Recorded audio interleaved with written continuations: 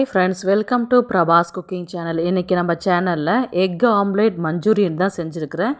Evening snacks ரெசிபியை அது எப்படி செய்யறதுன்றது பார்க்கலாம். வாங்க வீடியோக்குள்ளே போகலாம்.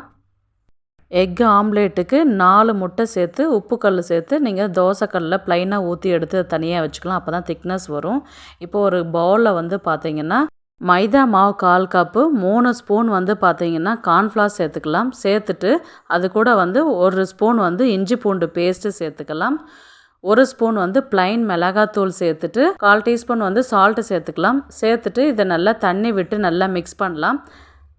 இது வந்து பேஸ்ட்டு கொஞ்சம் நல்லா நம்ம தோசை மாவு பதத்துக்கு எடுத்து வச்சுட்டா தான் நம்ம இதில் தான் வந்து நம்ம முட்டையை வந்து டிப் பண்ணி எண்ணெயில் போட்டு பொரித்து எடுக்க போகிறோம். உங்களுக்கு இந்த திக்னஸ் இருந்தால் தான் நமக்கு கடித்து சாப்பிடும்போது டேஸ்ட்டாக இருக்கும். இது ரொம்ப மெலிசாக ஊற்றினாலும் சாப்பிட்றதுக்கு நல்லா இருக்காது. இப்போ இதை ஒரு பீஸாக வந்து நம்ம மாவில் டிப் பண்ணி எண்ணெயில் பொரித்து எடுக்க போகிறோம். பேனில் வந்து எண்ணெய் வந்து கொஞ்சம் நிறைய விட்டுட்டிங்கன்னா நம்ம பொரித்து எடுக்கிறதுக்கு சீக்கிரமாக வேலை முடியும். இப்போது ஒரு சைடு நல்லா வெந்துடுச்சு. இப்போ திருப்பி விடலாம்.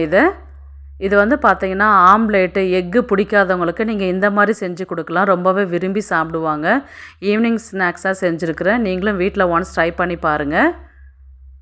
இப்போ அதை நல்லா பொரிஞ்சிடுச்சு. அதை பொரிஞ்சதை வெறுமனே கூட சாப்பிட்லாம். அந்த அளவுக்கு நல்ல மேலே வந்து நல்லா கிறிஸ்பியாக இருக்கும். ரொம்பவே உள்ளே பார்த்திங்கன்னா சாஃப்டாக இருக்கும். ரொம்ப டேஸ்டியாகவே இருக்கும். இப்போ வந்து இதுக்கு வந்து தாளிப்பு வந்து போட்டு எடுக்கலாம். இப்போ வந்து 3 ஸ்பூன் கிட்ட எண்ணெய் விட்டுட்டு பூண்டு வந்து பார்த்திங்கன்னா பொடியாக நறுக்கினது ஒரு 4 பூண்டு பல் அதை நல்லா ஃப்ரை பண்ணலாம். இப்போ ஒரு சின்ன துண்டு வந்து இஞ்சியை நல்லா துருவி எடுத்தது அதை நல்லா வறுத்துக்கலாம், நல்லா பொரித்து எடுத்துக்கலாம்.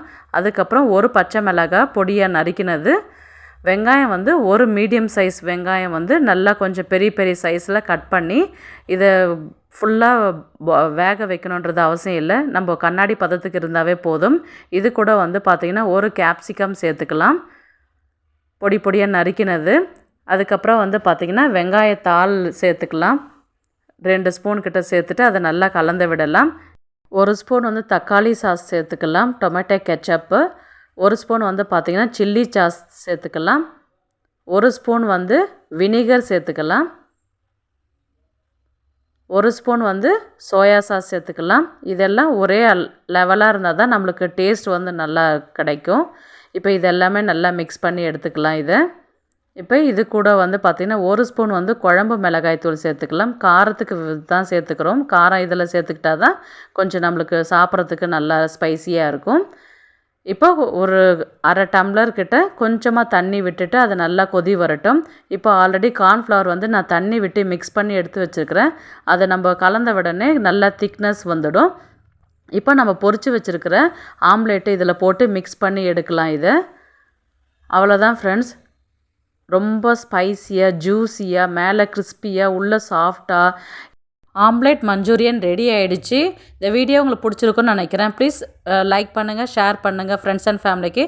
நெக்ஸ்ட் வீடியோவில் சந்திக்கலாம். பாய்.